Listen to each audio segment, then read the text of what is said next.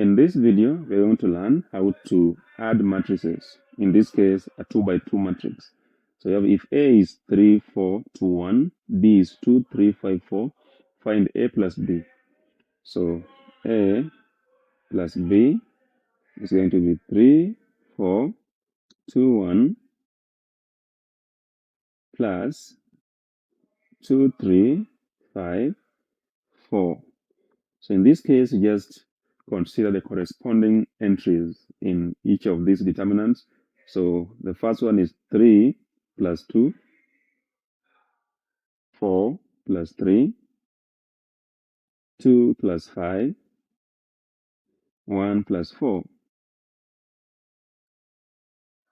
So if you work this out, you're going to get 3 plus 2 is 5, 4 plus 3 is 7, 2 plus 5 is 7, and 1 plus 4 is 5.